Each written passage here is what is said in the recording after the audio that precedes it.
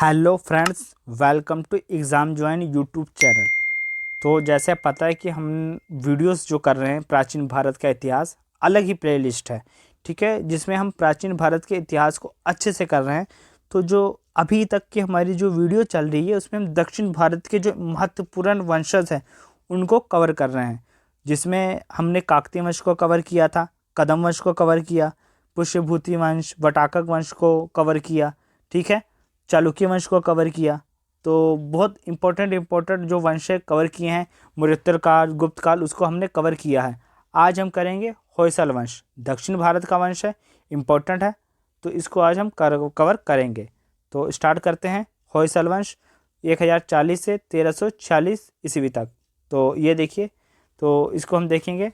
होयसल वंश ये कर्नाटका के साइड में ज़्यादा फैला हुआ था। बाकी जो इससे पहले हमने किया था काकतीय वंश, वो कहाँ पे फैला हुआ था? आंध्र प्रदेश में, ठीक है, तेलंगाना, आंध्र प्रदेश तेलंगाना का वो भाग था, वहाँ पे फैला हुआ था। होयसल वंश ये कर्नाटका में ज़्यादातर फैला हुआ था। तो होयसल के राज्य का क्षेत्र वर्तमान समय मैसूर में, जो मैसूर है मेन, वहाँ पे इनका जो उदय माना जाता है कर्नाटका में। इसकी राजधानी द्वार समुद्र थी, वर्तमान कर्नाटका राज्य में है। तो इसकी ये राजधानी हुआ करती थी होयसल वंश की। होयसल यादव की एक शाखा थी जो अपने को चंद्रवंशी मानते हैं। तो यादवों की एक शाखा थी। चालुक्य नरेश सोमेश्वर तृतीय के समय इस वंश के विष्णुवर्धन ने खुद को स्वतंत्र घोषित किया था। तो जब चालुक्य वंश हमने किया हुआ है तो उसमें जो सोमेश्वर तृतीय का जब शासनकाल था, तो इस वंश के विष्णुवर्धन ने, किसके? होयसल वंश के विष्णुवर्धन ने खुद को स्वतंत्र घोषित कर लिया था। होयसल वंश द्वार समुद्र के यादव कुल का था, ठीक है, ये यादव कुल के ही है, द्वार समुद्र के।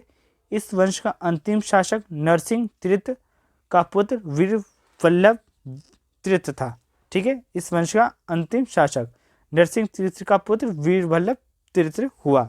आगे ये देखिए, मैसूर कहाँ से कहाँ तक? तो ये मैसूर बिल्कुल कर्नाटका के पास का है, ठीक है, कर्नाटका में ही है। तो अब यहाँ पे ये देख लीजिए, यहाँ पे कौन सा था? काकतीय वंश हमने किया ही है, ठीक है। अब आगे होयसल वंश के राजा नरकामद्वित इसके संस्थापक माने जाते हैं। तो 1026 से 1047 ईस्वी तक इसका शासनकाल रहा था। फिर विनयादित्य 1047 से 1098 ईस्वी तक। फिर एराग आया 1098 से 1102 ईस्वी तक। फिर वीर वल्लभ प्रथम 1102 से 1008 ईस्वी तक शासनकाल रहा। अगला उत्तराधिकारी विष्णुवर्धन हुआ 1108 से 1152 ईस्वी तक। फिर अगला उत्तराधिकारी आया नरसिंह प्रथम 1152 से 1173 ईस्वी तक। अगला फिर उत्तराधिकारी आया वीर वल्लभ तृतीय 1173 से 1122 ईस्वी तक, 1120 ईस्वी तक, सॉरी।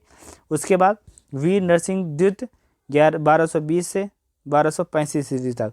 फिर शासनकाल आया वीर सोमेश्वर का 1235 से 1234 ईस्वी तक, 1254 ईस्वी तक। फिर नरसिंह तृतीय 1254 से 1291 ईस्वी तक शासनकाल आया। आखिरी जो था वीर वल्लभ तृतीय था, होयसल वंश का राजा, 1291 से 1243 ईस्वी तक। शासनकाल पूछा जा सकता है कब से कब तक रहा? 1026 ईस्वी से 1243 ईस्वी तक होयसल वंश का शासनकाल रहा था। आगे तो इनके राजा जो इम्पोर्टेंट है उनको हम कवर करेंगे, इम्पोर्टेंट। तो सबसे पहले देखिए नरकामद्वित, तो इसको संस्थापक माना जाता है। नरकामद्वित होयसल वंश का संस्थापक था। उसका उत्तराधिकारी विनयदित्य हुआ था बाद में। लेकिन जो जो इम्पोर्टेंट है, जिनमें कुछ कार्य हुए हैं या जो एग्ज़ाम में पूछे जाते हैं, चाहे एसएससी का हो, चाहे देख लिया जाए या रेलवे में जो पूछे गए हैं पुराने, तो जो जो इम्पोर्टेंट पूछे जाते हैं वो हम इस वीडियो में कवर करेंगे। वीर वल्लभ प्रथम जब इसका शासनकाल आया 1102 से 1108 ईस्वी तक। तो वीर वल्लभ प्रथम चालुक्य वंश, ठीक है, चालुक्य शासक विक्रमादित्य पृष्ठ के अधीन था। जब चालुक्य शासक विक्रमादित्य का शासनकाल था तब वीर वल्लभ प्रथम काल का भी शासनकाल था, समकालीन थे। वीर वल्लभ प्रथम ने खुद को त्रिभुवन मल की उपाधि दी थी। उसके बाद जो इम्पोर्टेंट है विष्णुवर्धन 1108 से 1152 ईस्वी तक इसका शासनकाल रहा। तो विष्णुवर्धन होयसल वंश का वीर प्रतापी शासक था। उसने 1110 ईस्वी में होयसल वंश की राजगद्दी पर बैठा था। सुदूर दक्षिण में चोल, पांडव तथा मालाबार क्षेत्र में विजय प्राप्त की थी। सुदूर दक्षिण का इतिहास हमने बहुत अच्छे से कवर किया, जिसमें हमने चोल, पांडव तथा चेर राजाओं के बारे में बताया है। प्रारंभ में जैन धर्म का था। विष्णुवर्धन जो था प्रारंभ में जैन धर्म का अनुयायी था, किंतु विख्यात वैष्णव आचार्य रामा अर्जुन के प्रभाव में आकर उसने वैष्णव धर्म को अपना लिया था। और भी इसने कार्य जो थे विष्णुवर्धन के, वो देखिए, विष्णुवर्धन ने वैष्णव धर्म का प्रचार प्रसार करने के लिए अनेक मंदिरों का निर्माण करवाया था। इन मंदिरों में बहुत से भी आज बेलूर में स्थित हैं। ठीक है, ये मंदिर। तो विष्णुवर्धन बाद में वैष्णव धर्म का हो गया था, शुरुआत में जैन धर्म का मानने वाला था। उसके बाद नरसिंह प्रथम 1152 से 1173 ईस्वी, तो ये राजा वीर वल्लभ का पुत्र था। नरसिंह प्रथम ये बड़ा पराक्रमी और वीर योद्धा था। नरसिंह प्रथम, उसके यादवों के साथ बहुत से युद्ध हुए। नरसिंह प्रथम के बहुत वीर था वो। ठीक है, वीर वल्लभ द्वितीय फिर आया, तो वीर वल्लभ द्वितीय 1173 से 1220 ईस्वी, जो नरसिंह प्रथम का पुत्र था। देखिए कितना कन्फ्यूज़न वाला, वो अपने बाप का नाम फिर वो अपने दादा का इस प्रकार के रख देते थे। वीर वल्लभ प्रथम हुआ तो इसने अपने बेटा का क्या नाम रखा? ठीक है, नरसिंह प्रथम। ठीक है, और फिर नरसिंह प्रथम ने किया, नरसिंह प्रथम का पुत्र, ठीक है, वीर वल्लभ द्वितीय हो गया। ठीक है, फिर इसने अपने बेटे का नाम अपने बाप के नाम पे रख दिया, तो वह द्वितीय हो गया। तो नरसिंह प्रथम का ये पुत्र था, कौन? वीर वल्लभ द्वितीय। उसने अमृतेश्वर मंदिर बनवाया था। 1220 ईस्वी में वीर वल्लभ द्वितीय की मृत्यु हो गई थी, 1220 ईस्वी में। अब आगे वीर नरसिंह द्वितीय, इसके बारे में देखिए। वीर नरसिंह द्वितीय, तो वीर वल्लभ ने अपनी मृत्यु से पहले ही नरसिंह द्वितीय को होयसल वंश का उत्तराधिकारी चुन लिया था।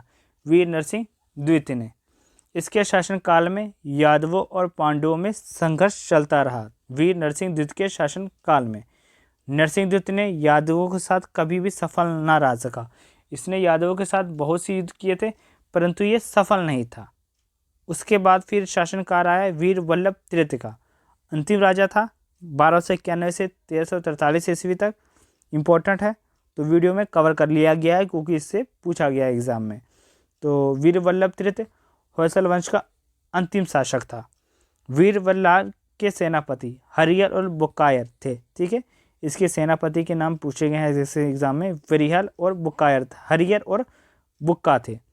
1310 ईस्वी में सुल्तान अलाउद्दीन खिलजी, ठीक है, सुल्तान अलाउद्दीन खिलजी के सेनापति मलिक काफूर ने दक्षिण भारत की विजय करते हुए द्वार समुद्र पर आक्रमण किया और उसे जीत लिया। बस यहीं से इनका अंत शुरुआत हो गया।